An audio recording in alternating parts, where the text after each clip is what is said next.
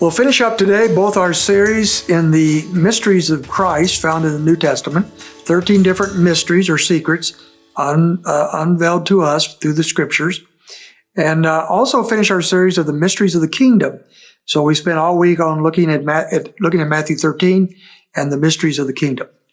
So as we do that today, we're looking at the parable of the tares and the wheat, and we left off yesterday at verse 39, where we see, actually in verse 38, we see that the seed that has been sown in this particular parable is the seed of the followers of Christ, the good seed, the sons of the kingdom. And then we see the sons of the evil one, the sons of the devil, false followers of the Lord, also being sown in the same field, the same congregation, the same group of people. And then he goes on, verse 39, he says, the enemy who sowed them is the devil. So now we're looking at what is going on. We see the workers are the sons of the devil. These people are out there spreading a false message about the kingdom, about Christ, about Christianity, about the gospel. They have appearances of being the true followers of Christ, and they're not. They're the sons of the evil one. And we find that that's only to be expected because we find that the sower is the devil. So Satan is busy counterfeiting everything that Jesus does. And so Jesus is putting out into the world his people, his followers, the sons of obedience, the sons of the kingdom.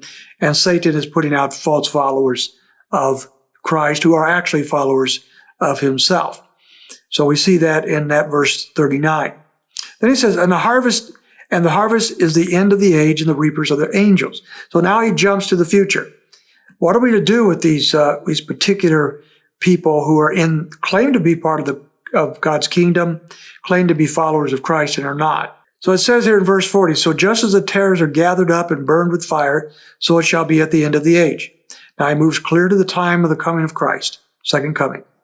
And the Son of Man will send forth his angels, and they will gather out of his kingdom all the stumbling blocks and those who commit lawlessness, and will throw them into the fiery furnace, in a place where there will be weeping and gnashing of teeth. So now he's talking about what happens at the resurrection of the dead, that when Christ comes back.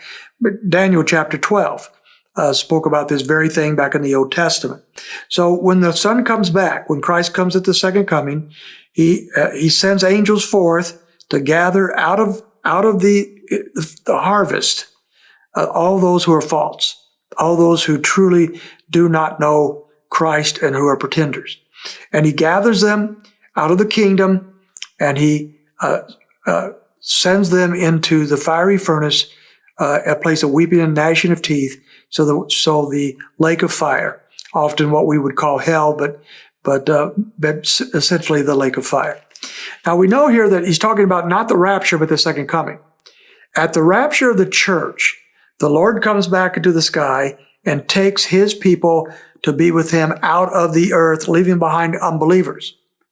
At the second coming, 7 years later, Christ comes back, and he doesn't take the believers out, he takes the unbelievers out, and he casts them into the lake of fire, leaving behind only the followers of Christ, the sons of the kingdom.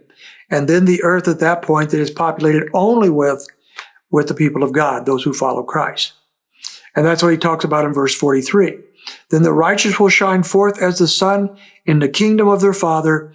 He who has ears, let him hear. So here's the good news for the followers of Christ. He calls the righteous here. These are true sons of the kingdom, truly followers of the Lord. These are individuals who will be alive when Christ comes back at the end of the tribulation period, as described in Revelation 19.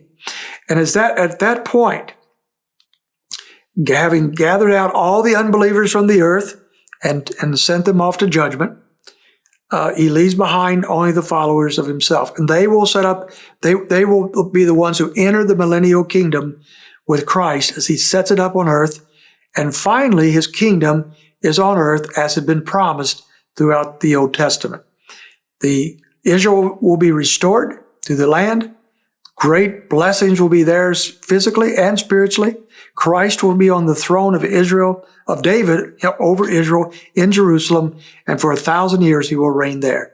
And so Jesus in this parable, even before he was crucified, explains what will happen at the end times when he sets up his kingdom on earth. He's promised a kingdom. That kingdom will come. The form that it's taking right now, the Christendom, as we call it, the life that we live now, was not what was expected. It was something hidden in the past, but has been revealed to us now in the Scriptures. We hope you've enjoyed this series. We hope it has drawn you closer to Christ as we have seen the mysteries that he has revealed to us. God's blessings on you.